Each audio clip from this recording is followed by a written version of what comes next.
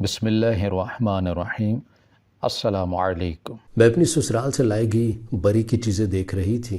ہمارے ہاں رسم تھی کہ مہندی سے ایک دن پہلے کی لڑکی کے سسرال والے ساری بری کی چیزیں آ کر دے جاتے تھے، اور پھر بری کے ساتھ آئی ہوئی عورتوں میں سے ایک عورت ساری چیزیں نکال کر لڑکی اور اس کے گھر والوں کو دکھایا کرتے تھے، تاکہ اگر کوئی کمی پیشی ہو تو اسی وقت ہی بتا دیا جائے۔ میں ایک ایک چیز کو بڑے غور سے دیکھ رہی تھی۔ تمام چیز بہت خوبصورت تھی اور انتہائی قیمتی بھی تھی، لیکن جب شادی کے جوڑے کی باری آئی تو شادی کا جوڑا دیکھ کر میری ساری خوشی ماند پڑ گئی تھی۔ میری نند بڑے فخر سے بتا رہی تھی کہ میری ساس نے میرے لیے اپنی شادی کا لباس بھیجا ہے۔ لباس بھلے ہی خوبصورت تھا، لیکن تھا تو پرانے ہی ڈیزائن کا۔ بے شک ان لوگوں نے اسے ڈرائی کلینز کروایا ہوگا، مگر ڈرائی کلینز کے بعد بھی اس لباس میں وہ چمک نہیں آئی تھی جو نئے لباس میں ہوا کرتی تھی۔ وہ کوئی 30-35 سالہ پرانا لباس تھا، وہ آج کل کے لباس کے مقابلے میں کیسے ہو سکتا تھا؟ میں چچی کی طرف دیکھ رہی تھی، لیکن چچی کچھ بھی نہ بولی تھی۔ بولتی بھی کیوں؟ وہ تو مجھے سر سے اتارنا چاہتی تھی۔ اس نے تو شکر کیا تھا کہ میرا کہیں سے رشتہ آیا تھا۔ وہ تو مجھے 18 سال کی عمر میں ہی بیاہنے کے لیے تیار ہو گئی تھی۔ اس نے ایک مرتبہ بھی میری چھوٹی اور کم عمر ہونے کا خیال نہیں کیا تھا۔ میں نے احتجاج کرنا چاہا تو یہ کہہ کر ٹال دیا کہ تمہاری عمر میں میرے 2 بچے تھے، تم کون سی جلدی کی بات کر رہی ہو؟ کوئی جلدی نہیں ہے، اب سکون سے اپنے گھر کی ہو جاؤ، کب تک ہمارے در پر بیٹھی بوجھ بنی رہو گی؟ چچی کی بات سن کر میں چپ ہو گئی تھی۔ کہنے کو کچھ بچا ہی نہیں تھا۔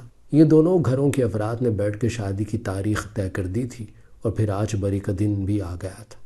تو باقی ساری چیزیں ان لوگوں نے اچھی ہی لائی تھی، مگر میں اپنی شادی پر نیا جوڑا پہننا چاہتی تھی، نہ کہ پرانا اور استعمال شدہ۔ اس کے بعد ان لوگوں نے زیورات دکھائے تھے، پورے 4 تولے کے سیٹ تھے اور ساتھ میں 2 تولے کی چوڑیاں بھی۔ ہم لوگ زیورات ہی دیکھ رہے تھے جب اچانک ہی گولی چلنے کی آواز سنائی تھی۔ پھر ایک نہیں، ایک ساتھ کئی فائر کیا گئے۔ ہر طرف چیخ پکار شروع ہو چکی تھی۔ ہم سب عورتیں سچویشن سمجھنے کی کوشش کر رہی تھیں کہ تبھی میرا چچا زاد دوڑتا ہوا آیا اور ہمیں بتایا کہ گھر میں ڈاکو گھس آئے ہیں۔ میری نند نے فوراً سے زیورات چھپانے چاہے تھے، مگر اس وقت تک وہ ڈاکو کمرے میں داخل ہو چکے تھے، اور ان ڈاکو کی نظر ان زیورات پر پڑ گئی تھی۔ ان سب نے پستول اٹھا رکھے تھے اور اپنے اپنے منہ ماسک لگا کر چھپا رکھے تھے۔ ان کو دیکھ کر سب عورتیں اور لڑکیاں چیختی ہوئی ایک دوسرے کے پیچھے چھپنے لگی تھی۔ کچھ تو چیخ بھی رہی تھیں۔ تبھی وہ ڈاکو ہمارے پاس آئے اور ہمیں خاموش رہنے کا کہا، اور ساتھ ہی کہا اگر ہم میں سے کسی نے شور مچایا تو ہم سب کو مار دیں گے۔ ہم اب بہت ڈر گئی تھیں، ہمیں سمجھ نہیں آ رہا تھا کہ کیا کریں اور کیا نہیں۔ خوف سے ہمارا دل اچھل کر حلق تک آ گئے تھے۔ ان چوروں نے میری نند سے وہ تمام زیورات کھینچ لیے تھے۔ میری نند نے مزاحمت کرنے کی کوشش کی تھی، جس پر اس ڈاکو نے پستول کے پچھلے حصے کو میری نند کی کن پٹی پر مارا تھا، جس سے میری نند بے ہوش ہو کر نیچے گر گئی تھی۔ اس کے بعد اس ڈاکو نے میرے سارے کا سارا زیور اٹھا کر ایک تھیلی میں ڈال لیا تھا۔ اس کے ساتھ ہی گھر کی الماریاں بھی کھنگالنے لگے تھے، اور کچھ ہی دیر میں چچی کی جمع پونجی اور ان کی شادی شدہ بیٹی کے زیورات جو اس نے لا کر چچی کے پاس رکھوائے تھے، ان ڈاکو نے سب لوٹ لیا تھا۔ اس کے بعد انہوں نے ایک ایک عورت سے اس کا پرس چھینا تھا، اور اس میں ایک دھیلا بھی نہیں چھوڑا تھا۔ سارا سامان سمیٹنے کے بعد وہ سب کے سب جو ہی سب پر پستول تانے باہر جانے لگے تھے جب ان کی نظر مجھ پر پڑی۔ میں ایک تو ویسے بھی حسین تھی، اور سونے پر سہاگا یہ کہ شادی کے لیے میں پچھلے 15 دن سے روزانہ فیشل کر رہی تھی۔ آج شام کو ہی میں پالر سے فیشل کروا کر واپس آئی تھی، جس کے بعد مجھ پر اور بھی ٹوٹ کر روپ آیا تھا، اور میں بلا کی حسین لگ رہی تھی۔ انہوں نے آنکھوں ہی آنکھوں میں ایک دوسرے کو کوئی اشارے کیے، اور پھر اس کے بعد ان میں سے ایک میرے پاس آیا اور میرا ہاتھ پکڑ لیا۔ میں ایک دم سے ڈر کر اپنا ہاتھ چھڑوانا چاہا اور اس سے اچھل کر دور ہوئی تھی۔ اس پر ان سب کے قہقہے بلند ہوئے۔ وہ آدمی پھر سے آگے بڑھا اور اس نے پھر سے میرا ہاتھ پکڑ لیا تھا، مگر اس مرتبہ اس کی گرفت پہلے کی جتنی ڈھیلی نہیں تھی، بلکہ اس نے بہت سختی سے میرا ہاتھ پکڑا تھا، اور پھر وہ مجھے اپنے ساتھ لے کر جانے لگا تھا۔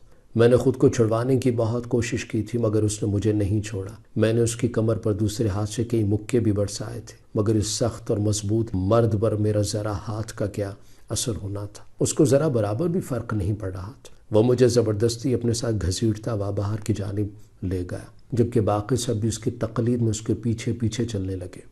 میں چیخنے چلانے لگی تھی اور اپنا آپ چھڑوانے کی کوشش کرنے لگی تھی۔ میں اپنے چچا اور باقی سب سے خود کو بچانے کے لیے کہہ رہی تھی۔ میں نے سب کو ہی مدد کے لیے کہا تھا، مگر ان میں سے کوئی بھی میری مدد کو نہ آیا۔ بھلا کون پاگل تھا جو میری مدد کر کے خود پر گولی چلوا دیتا؟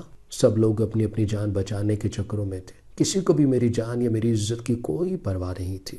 اس وقت سب لوگ خود غرض ہو گئے تھے۔ کسی نے بھی مجھ یتیم اور بے سہارا کے بارے میں سوچنے کی زحمت بھی گوارا نہیں کی تھی۔ مجھے بے ساختہ اپنے ماں باپ کی یاد آئی تھی۔ کاش کہ میرے ماں باپ آج زندہ ہوتے تو میں دیکھتی کہ یہ ڈاکو مجھے کیسے اپنے ساتھ لے کر جاتے۔ لے کر جانا تو بہت دور تھا، میرے باپ کے ہوتے ہوئے کوئی مجھے میلی نظر اٹھا کر بھی نہیں دیکھ سکتا تھا۔ کاش کہ میرا کوئی بھائی ہی ہوتا جو اس وقت اپنی بہن کی عزت کی حفاظت کے لیے جان پر کھیل جاتا، مگر اپنی بہن کی عزت پر آنچ نہ آنے دیتا۔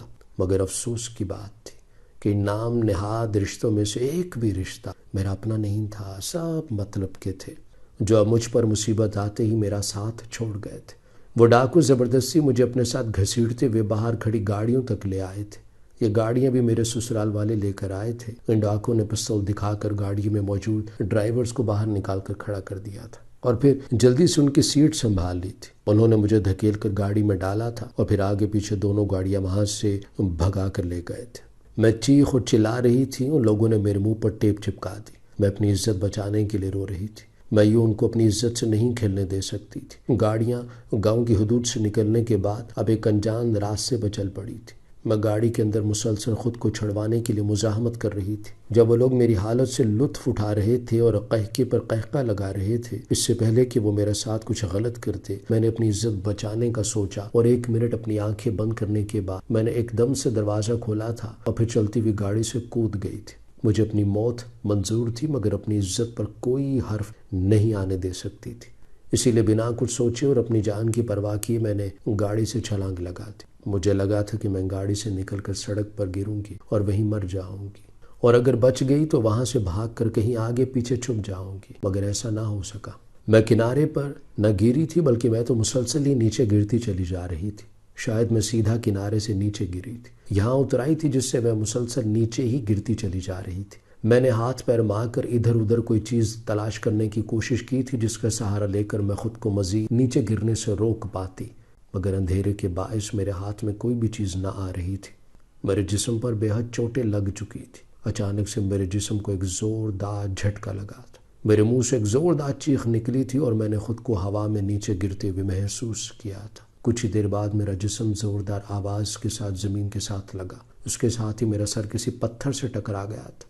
میں شاید کسی کھائی میں آ گری تھی۔ اگلے ہی لمحے اس گہری تاریک اندھیری رات کی طرح میرے ذہن کے پردوں پر بھی اندھیرا چھا گیا تھا اور میں ہوش و حواس سے بیگانہ ہو گئی تھی۔ اس بات سے انجان کہ یہ بے ہوشی میرے لیے کس قدر خطرناک ثابت ہونے والی تھی۔ مجھے تو اپنی عزت بچانے کے لیے بھاگنا تھا یا پھر مر جانا تھا، مگر میں ایک بھی کام نہیں کر پائی تھی۔ نہ ہی میں مر سکی تھی اور نہ ہی بھاگ پائی تھی، الٹا بے ہوش ہو کر خود سے بالکل ہی بے خبر ہو گئی تھی۔ نہ جانے میرے ساتھ کیا ہونے والا تھا جس کے بارے میں مجھے ذرا سا بھی اندازہ نہیں تھا۔ میرا نام رمشا ہے، میری عمر 26 سال ہے، میری پیدائش ایک متوسط گھرانے میں ہوئی تھی۔ میرے ماں باپ اچھے نیک اور شریف لوگ تھے۔ دور دور تک ہمارے خاندان کے شرافت کے گن گائے جاتے تھے۔ سب لوگ ہی ابا کی بے حد عزت کیا کرتے تھے۔ اماں اور ابا دونوں آپس میں تایا چچا زاد تھے۔ اماں ابا کی تایا کی بیٹی تھی۔ دونوں کا بچپن ہی سے دادا جان کی خواہش پر ایک دوسرے سے منسوب کر دیا گیا تھا، اور پھر مناسب عمر اور پڑھائی کے مکمل ہوتے ہی دونوں کی دھوم دھام سے شادی کرواتی گئی تھی۔ ابا کا ایک بھائی اور 3 بہنیں تھیں۔ بہنیں تینوں بھائیوں سے بڑی تھیں، اس لیے ان کی شادی پہلے ہی ہو چکی تھی۔ میری پیدائش اماں ابا کی شادی کے 5 سال بعد ہوئی تھی۔ مجھ سے بڑا میرا ایک بھائی تھا جو 4 سال کا تھا۔ وقت بہت اچھا گزر رہا تھا، زندگی بہت پرسکون تھی، جب ایک دن ہماری زندگی میں ایک طوفان آیا جس نے ہماری زندگی میں بونچھال برپا کر دیا۔ اس وقت میں 3 سال کی تھی اور میرا بھائی 7 سال کا۔ آج کے دن اس کی دوسری جماعت کا رزلٹ تھا اور ساتھ اسکول میں پیرنٹس ٹیچرز میٹنگ رکھی گئی تھی، جس کے لیے اماں اور ابا دونوں کو ہی اس کے اسکول جانا تھا۔ اماں نے مجھے ناشتہ کروانے کے بعد مجھے نہلا کر میرے کپڑے بدلے تھے۔ وہ مجھے بھی اپنے ساتھ لے ہی جا رہی تھی، لیکن اچانک ہی بارش شروع ہو گئی تھی۔ ساون کا مہینہ تھا، اسی لیے اس بے وقت کی بارش کی توقع کی جا سکتی تھی، مگر ہم میں سے کوئی نہیں جانتا تھا کہ یہ ساون کی بارش کس طوفان کا پیش خیمہ ثابت ہو سکتی تھی۔ ہم سب اس بات سے بے خبر تھے کہ قدرت نے ہماری قسمت میں کیا لکھا ہوا تھا اور ہمارے ساتھ کیا ہونے والا تھا۔ موسم کے بدلتے تیور دیکھ کر ابا نے اماں سے کہا کہ انہیں اس موسم میں مجھے اپنے ساتھ لے کر نہیں جانا چاہیے، کہیں اس خراب موسم میں میری صحت ہی خراب نہ ہو جائے۔ اسی لیے ابا کے کہنے پر اماں مجھے لے کر چچی کے کمرے میں آئے اور چچی سے کہا کہ ہم دونوں رمیز کے اسکول جا رہے ہیں۔ ہمارا ارادہ رمشا کو ساتھ لے کر جانے کا تھا، مگر باہر بارش شروع ہو گئی ہے، اسی لیے تمہارے بھائی کا کہنا ہے کہ میں رمشا کو ساتھ لے کر نہ جاؤں، بیمار ہو جائے گی۔ انہوں نے کہا ہے کہ میں اس کو تمہارے پاس چھوڑ جاؤں اگر تمہیں کوئی پرابلم نہ ہو، کیا تم کچھ دیر کے لیے رمشا کو اپنے پاس رکھ لو گی؟ میں نے اس کے کپڑے وغیرہ چینج کر دیے ہیں اور ناشتہ بھی کروا دیا ہے اسے، ہم لوگ بس 1 گھنٹے میں واپس آ جائیں گے۔ میری چچی نے مجھے اماں سے لے لیا تھا اور پھر اماں اور ابا مجھے چچی کے پاس چھوڑ کر اسکول چلے گئے تھے۔ وہ 1 گھنٹے کا کہہ کر گئے تھے، مگر اب 3 گھنٹے سے زائد کا وقت گزر چکا تھا، مگر نہ اماں واپس آئی تھی اور نہ ہی ابا۔ میری نظریں دروازے کی طرف ہی لگی تھی، مجھے اماں کی بہت یاد آ رہی تھی۔ میں اماں کو یاد کرتے رونے لگی تھی، تب چچی نے مجھے بہلا پھسلا کر چپ کروا دیا اور اپنی بیٹی کے ساتھ کھیلنے میں مصروف کر دیا اور خود اماں کا نمبر ملانے لگی تھی، مگر بار بار ملانے کے باوجود بھی چچی کا اماں اور ابا سے رابطہ نہیں ہو رہا تھا۔ تقریباً مزید 1 گھنٹہ اور گزر گیا جب چچی کے نمبر پر کسی انجانے نمبر سے کال آئی تھی۔ چچی نے کچھ سوچتے ہوئے وہ کال اٹھا لی۔ اگلی خبر سنتے ہی چچی کے منہ سے بے ساختہ چیخ نکلی تھی۔ انہوں نے فوراً سے چچا کو کال کر کے گھر آنے کا کہا تھا۔ میں نے دیکھا کہ چچی رو رہی تھی۔ چچی کی بیٹی مجھ سے بڑی تھی، مجھے تو کچھ بھی سمجھ نہیں آ رہی تھی۔ میں صرف چچی کی چیخ سن کر خوفزدہ ہو گئی تھی، مگر چچی کی بیٹی مجھ سے 3 سال بڑی تھی۔ وہ چچی کو روتے دیکھ کر فوراً چچی کے پاس گئی اور چچی سے پوچھا تھا کہ کیا ہوا ہے۔ تب چچی نے میری طرف دیکھتے ہوئے جو بات کہی تھی اس سے میرے دماغ کو سن کر دیا تھا۔ چچی نے اپنی بیٹی سے کہا کہ تمہارے تایا اور تائی کا ایکسیڈنٹ ہو گیا ہے اور اب وہ اس دنیا میں نہیں رہے۔ خبر تھی یا کوئی پگھلا ہوا سیسا؟ میں ایک دم سے چچی کے پاس آئی تھی۔ مجھے بھی اتنی باتوں کی سمجھ تو نہ تھی، مگر میرا دل کہہ رہا تھا کچھ تو غلط ہوا ہے۔ تبھی چچی نے مجھے زور سے خود میں بھینچ لیا تھا اور مجھے اپنے ساتھ لگائے زور زور سے رو پڑی تھی۔ اس کو روتے دیکھ کر میں بھی رونا شروع ہو گئی۔ جب چچا تیزی سے اندر داخل ہوئے، ان کے ساتھ محلے کی کچھ خواتین بھی تھی اور باقی خاندان والے لوگ بھی تھے۔ چچا چچی نے مجھے اور اپنی بیٹی کو ان سب کے حوالے کیا اور خود تیزی سے گھر سے باہر نکل گئے تھے۔ ان کے ساتھ خاندان کے 2-3 لوگ اور بھی تھے۔ مجھے کچھ سمجھ نہیں آ رہی تھی کہ یہ ہمارے گھر میں یہ لوگ کیوں اکٹھے ہو رہے ہیں اور یہ سب رو کیوں رہے تھے۔ کچھ ہی دیر بعد گھر کے باہر ایمبولنس کا سائرن سنائی دیا، جسے سن کر مرد حضرات باہر کو گئے تھے۔ جب وہ لوگ واپس آئے تو ان لوگوں نے کندھے پر 3 چارپائیاں اٹھا رکھی تھیں، جن کو لا کر انہوں نے صحن کے بیچوں بیچ رکھ دیا تھا۔ سب لوگ ان چارپائیوں کے پاس جا کر کچھ دیکھ رہے تھے۔ کوئی مجھے بھی لے کر ان چارپائیوں کے پاس آ گیا تھا۔ میں نے جیسے ہی ان چارپائیوں پر پڑی میتوں کو دیکھا تھا، میرے تو پیروں تلے سے زمین ہی نکل گئی تھی۔ میرے سامنے جو 3 چارپائیاں رکھی ہوئی تھیں، ان پر لیٹے ہوئے 3 لوگ اور کوئی نہیں بلکہ میری ماں، میرا باپ اور میرا بھائی تھا۔ میں اماں کو دیکھتے ہی فوراً اماں کے پاس گئی تھی اور اماں کا چہرہ تھام کر اماں کو آوازیں دے دے کر جگانے لگی تھی، مگر اماں میری کسی بھی پکار کا کوئی جواب نہیں دے رہی تھی۔ میں ابا اور اپنے بھائی کی طرف بھی مڑی تھی اور ان کو بھی یوں ہی آوازیں دے کر جگایا تھا، لیکن ان میں سے کوئی بھی نہ اٹھا تھا۔ کسی نے بھی میرے بلانے پر آنکھیں نہیں کھولی تھی، کیونکہ وہ تینوں تو مجھے چھوڑ کر ہمیشہ کے لیے سو چکے تھے۔ ان کا سفر گھر سے اسکول تک اور پھر اسکول سے گھر تک کا تھا۔ وہ لوگ گھر سے اسکول تک پہنچ گئے تھے، مگر پھر اسکول سے گھر نہ پہنچ پائے تھے، بلکہ وہیں سے ایک نئے سفر پر نکل چکے تھے، ایک ایسے سفر پر جس پر روانہ ہونے کے بعد کوئی بھی واپس نہ آیا تھا۔ کاش کہ مجھے پتا ہوتا کہ وہ کسی ایسے سفر پر جا رہے ہیں تو میں بھی ان کے ساتھ چلی جاتی، لیکن ہائے رے میری قسمت، میرے نصیب میں ان کی جدائی لکھ دی گئی تھی۔ میں بہت ہی زیادہ روئی تھی۔ رو تو میری چچی بھی بہت رہی تھی۔ ایک تو انہیں جیٹھ اور جٹھانی کے چلے جانے کا دکھ تھا، لیکن جو دوسرا دکھ تھا وہ پہلے والے دکھ سے زیادہ بھاری تھا۔ چچی کی بیٹی کے 6 سال کی عمر میں بیوہ ہو چکی تھی۔ ابھی چند مہینے پہلے ہی تو اس کا نکاح میرے بھائی کے ساتھ کروا دیا گیا تھا اور یہ فیصلہ سب بڑوں کی مرضی سے ہوا تھا، مگر کون جانتا تھا کہ نصیبوں کے کھیل کیا کیا ہیں۔ سب بڑوں نے ان دونوں کو ایک مضبوط رشتے میں جوڑا تھا، لیکن مضبوط رشتے میں جڑے ہونے کے باوجود بھی میرا بھائی چچی کی بیٹی کو بیچ راہ میں تنہا چھوڑ کر چلا گیا۔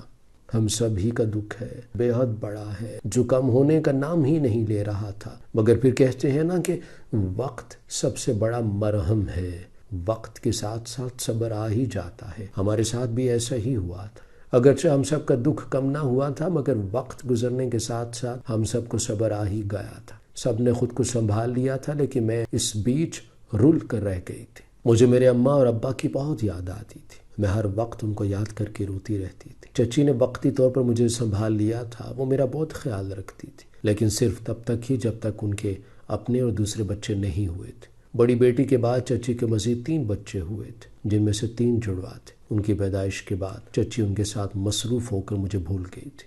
بے شک وہ مجھے کھانے پینے پہننے اوڑھنے کے لیے دیا کرتی تھی، مگر مجھے جو پیار محبت اور توجہ چاہیے تھی وہ چچی مجھے نہ دے سکی تھی، جس کا اثر یہ ہوا تھا کہ میں احساس کمتری کا شکار ہو گئی تھی۔ چچی کے میکے والوں نے چچی کے کان میرے خلاف بھرنا شروع کر دیے، جس کے باعث اب چچی مجھے بوجھ سمجھنے لگی تھی۔ وہ باتوں ہی باتوں میں مجھے اس چیز کا باقاعدہ احساس کروا دیا کرتی تھی کہ میں شروع سے ہی انتہائی کم گو تھی، اب تو اور ہی دب کر رہ گئی تھی۔ چچی اگر کچھ کہہ دیتی تو میرا دل مارے ڈر کے دھک دھک کرنے لگتا تھا اور میں رونا شروع ہو جایا کرتی تھی، کیونکہ یہی تو کام تھا جو میں زور اور شور سے کیا کرتی تھی۔ خیر وقت گزرتا گیا، میں بہت حسین اور خوبصورت تھی، جوان ہوئی تو میرا حسن مزید نکھر گیا، اس لیے چھوٹی ہی عمر میں میرے لیے رشتہ آنا شروع ہو چکے تھے۔ جو ہی میں 18 سال کی ہوئی تو چچی نے ایک رشتہ فائنل کر کے میری شادی طے کر دی۔ وہ جلد از جلد میری شادی کر کے اپنے سر سے بوجھ اتار دینا چاہتی تھی، میں بھی راضی ہو گئی تھی، کیونکہ اس کے سوا اور کوئی چارہ بھی تو نہیں تھا میرے پاس۔ میں آخر کب تک ان کے سر پر بوجھ بنی رہتی؟ مگر اس رات ہوا حادثہ میری ساری خوشیاں کھا گیا تھا۔ مجھے ہوش آیا تو میں نے خود کو پتھریلی زمین پر پایا تھا۔ میں نے اپنی آنکھیں کھول کر دیکھا اور اس کے بعد اپنے چاروں طرف نظر دوڑائی تھی۔ میں شاید ایک غار میں تھی، مگر میں تو کسی کھائی میں گری تھی نا، تو پھر اس غار میں کیسے آ گئی؟ ابھی میں اسی سوچ میں غلطاں تھی جب مجھے کسی کے بولنے کی آواز سنائی تھی۔ میں ایک دم اٹھ کر کھڑی ہوئی اور سامنے دیکھا، جس سمت سے آوازیں آ رہی تھی میں نے دیکھا کہ وہاں سے چھوٹے چھوٹے قد کے بونے چلتے ہوئے آ رہے تھے، جو تعداد میں 8 سے 9 تھے۔ وہ باتیں کرتے شاید میری ہی طرف آ رہے تھے۔ میں نے ان کو دیکھ کر ایک دم ڈر سی گئی تھی اور پھر وہاں سے بھاگنے لگی تھی، جب اچانک ہی وہ بونے میرے آس پاس پھیل گئے اور مجھے چاروں جانب سے گھیر لیا تھا اور میرے آس پاس گھومنے لگے تھے۔ میں بری طرح سے ان سب کے درمیان پھنس کر رہ گئی تھی۔ اچانک ان لوگوں نے مجھے پکڑا اور میرے ہاتھ پیر باندھ دیے۔ میں ان سے اپنا آپ چھڑوانا چاہ رہی تھی، لیکن وہ مجھے چھوڑنے پر آمادہ نہیں تھے۔ میں اکیلی لڑکی کیسے ان 8 سے 9 بونوں کا مقابلہ کرتی؟ وہ میرے ہاتھ پیر باندھ کر مجھے ایک بورے میں ڈالنے لگے۔ جب میں نے ان سے بات کرنے کا فیصلہ کیا، کیونکہ میرے چیخنے چلانے کا ان پر کوئی اثر نہیں ہو رہا تھا، اسی لیے میں نے سوچا تھا کہ ان سے بات کر لوں، شاید ان کی سمجھ میں میری بات آ جائے۔ تبھی میں نے ہمت کرتے ان کو پکارا تھا۔ میری پکار سن کر وہ سب ایک جگہ رک گئے تھے۔ میں نے ان سے پوچھا کہ وہ مجھے کیوں باندھ رہے ہیں اور مجھے باندھ کر کہاں لے جا رہے ہیں، تو اس پر ان ساروں نے ایک ساتھ جواب دیا تھا کہ وہ مجھے میری مالکوں کے پاس لے کر جا رہے ہیں۔ میں حیران ہو گئی۔ میں نے ان سے پوچھا کہ کون سا مالک؟ تو ان میں سے ایک نے کہا، تم جس سے بھاگ کر آئی ہو وہی مالک، وہ تمہیں پورے جنگل میں تلاش کر رہے ہیں۔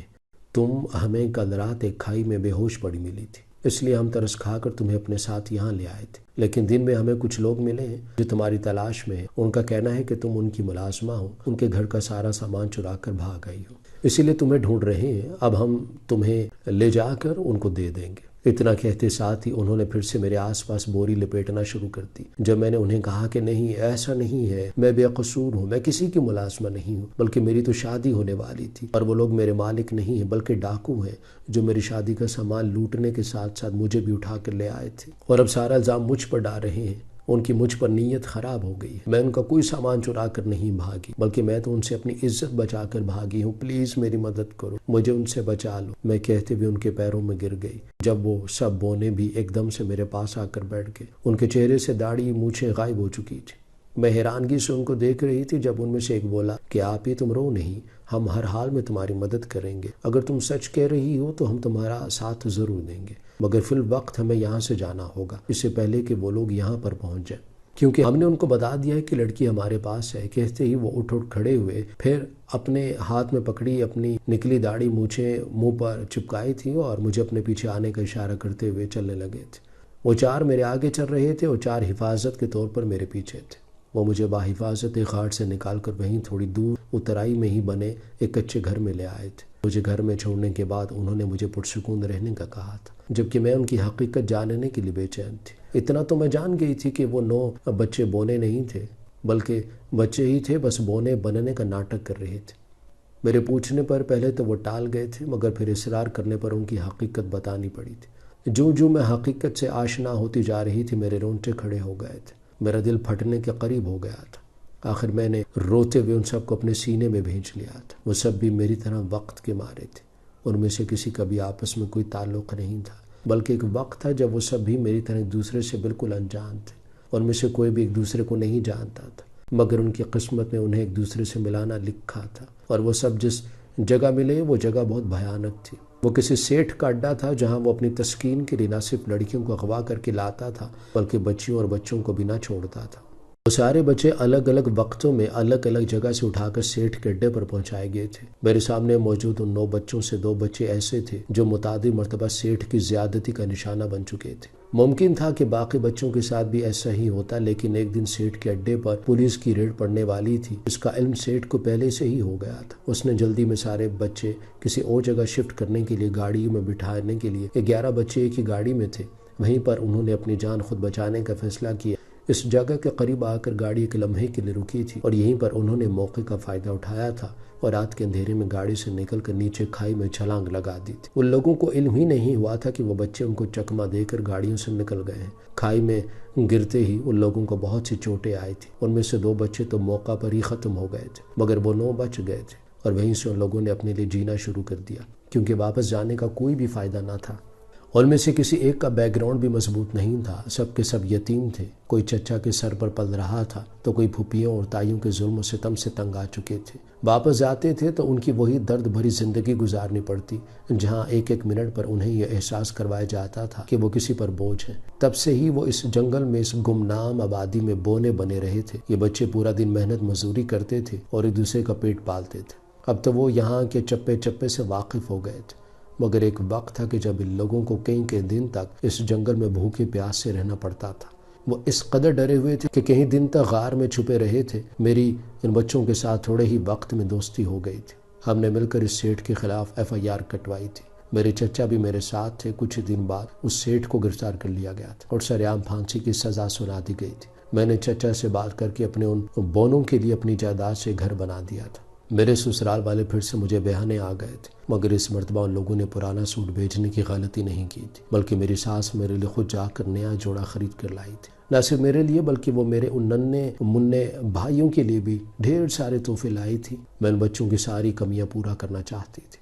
میں اس میں بہت کامیاب ہوئی تھی۔ آج اس واقعے کو 10 سال گزر چکے ہیں۔ میرے ننھے بھائی اب جوان ہو چکے ہیں۔ اب میں ان کے لیے لڑکیاں دیکھ رہی ہوں، کیونکہ ان لوگوں نے پوری طرح یہ ذمہ داری میرے سر پر ڈال دی ہے۔ ہماری ویڈیو اگر آپ کو پسند آئی ہے تو ضرور لائک کیجیے، اپنی رائے دینا چاہیں تو کمنٹس کیجیے، اچھی لگے تو شیئر کیجیے۔